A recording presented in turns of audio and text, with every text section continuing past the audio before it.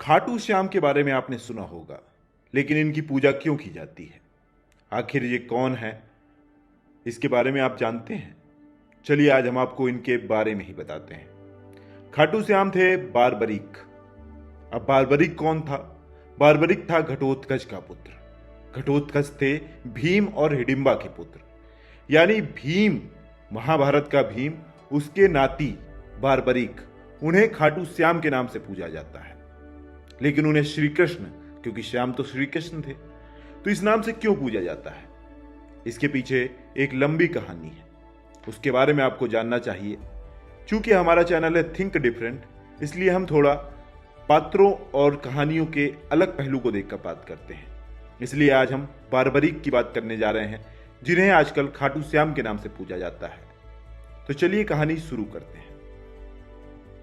तो जब महाभारत का युद्ध शुरू हुआ तो अहिलावती से आशीर्वाद लेकर बारबरीक ने कहा कि भाई, जो कोई युद्ध में हारेगा मैं उसकी तरफ से युद्ध लड़ूंगा। और वो इतना ताकतवर इंसान था कि जिसकी तरफ से वो युद्ध लड़ता वो युद्ध जीत जाता। ये तय बात थी, वो इतना ज्यादा ताकतवर था। उसकी ताकत की परीक्षा एक बार इस तरह ली गई कि श्री कृष्ण पहुंचे। उन्होंने कहा कि ये पेड़ जो पीपल का है, इसका हर पत्ता एक तीर से छेद कर सकते हो? उसने कहा बिल्कुल कर सकता हूं। तो उसने तीर चलाया, तीर ने पेड़ के हर पत्ते को छेद दिया। तभी श्री कृष्ण ने एक पत्ता अपने पैरों के नीचे दबा लिया, तो वो तीर जाके श्री कृष्ण के पैर के पास पहुंच गया। अब बारबरीक ने कहा कि महाराज, अपना पैर हटा लीजिए, वरना आपके पैर को चीरते हुए ये पत्ते को छेद कर देगा। तो बारबरीक इतना ताकतवर था कि कहीं भी खड़ा हो जाता, किसी भी तरफ से भाग लेता, और महाभारत में उसने प्रण लिया कि जो कोई हारेगा मैं उसका साथ दूंगा।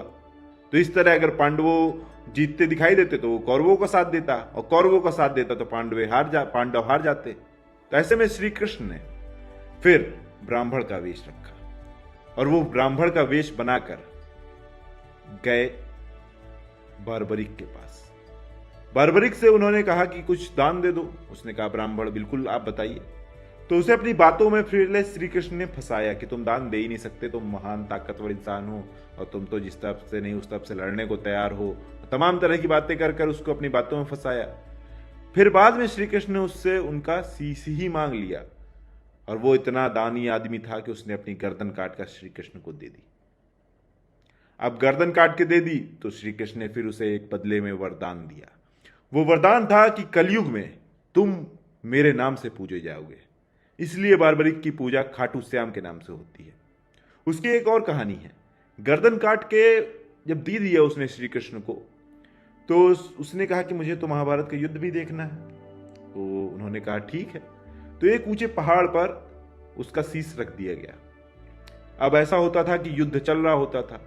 अब जिस तरफ उसकी नजर चली जाए वो सेना जीतने लगती थी। अब इसका क्या उपाय किया जाए? इसके लिए श्री कृष्ण ने उसके ऐसा सिर के सामने एक पत्थर रख दिया, तो उसकी सारी नजर हमेशा पांडवों की तरफ रहती थी, और पांडवों की सेना जीत दर्ज कर ली। ऐसे ही जब चीजें खत्म हो गई, सब कुछ हो गया, महाभारत का युद्ध समाप्त हो गया और सब कुछ हो गया, तो यह हुआ कि सबसे ज्यादा कौन लड़ा, सबसे ज्यादा बलशाली कौन है, किसने ताकत दिखाई, किसके अंदर क्षमता थी, किसने सबसे ज्यादा योद्धाओं का हत्या की। तो एक ही इंसान था जिसने देख रखा था पूरा युद्ध। वो युद्ध देख रखा था बारबरीक ने। तो ये सभी लोग बारबरीक के पास पहुंचे, वही कटी हुई गर्दन के पास। आपको कहानियां मिल जाएंगी, आप गूगल करेंगे या दूसरी जगह। तो जब पहुंचे तो पूछा कि भाई कौन ताकतवर है? भीम कह रहे हैं हमने इतने मार दिए, अर्जुन कह रहा है हमने इतने मार दिए, और युद्ध में ये था वो था। तमाम तरह सारे अपनी योद्धा अपनी अपनी बड़ाई करने में लगे हैं कि हम ही कर रहे थे। तो बारबरीक के पास जब गए और पूछा कि भाई तुमने देखा, पूरा युद्ध देखा, ऊपर से नीचे तक सब तरह देखा, चारों तरफ से? कहे हाँ देखा। तो कहे बताओ फिर सबसे ज्यादा ताकतवर कौन था, किसने सबसे बढ़िया युद्ध लड़ा? तो बारबरीक हंसने लगा। तो उसको हंसता देख सब चकित रह गए कि आखिर ये हंस क्यों रहा है ये इंसान। तो वो इसलिए हंस रहा था। उसने बाद में जवाब दिया कि भाई युद्ध में तो सिर्फ एक ही आदमी मुझे दिख रहा था, वो थे श्री कृष्ण। वो आपने देखा होगा, महाभारत देखी होगी, समय रुक जाता था और श्री कृष्ण उतर के जब गीता को उपदेश देते हैं उसको हो या तमाम समय पे समय रुक जाता था और श्री कृष्ण ही पूरा युद्ध लड़ रहे थे। तो उसने बाद में बताया कि किसी ने किसी की हत्या नहीं की, मैं तो देख रहा था स्वयं ईश्वर इस मैदान में खड़े होकर धर्म की रक्षा के लिए चीज़ें कर रहे हैं। तुम सब तो नश्वर शरीर हो और कुछ नहीं, असली प्रभु तो यही हैं।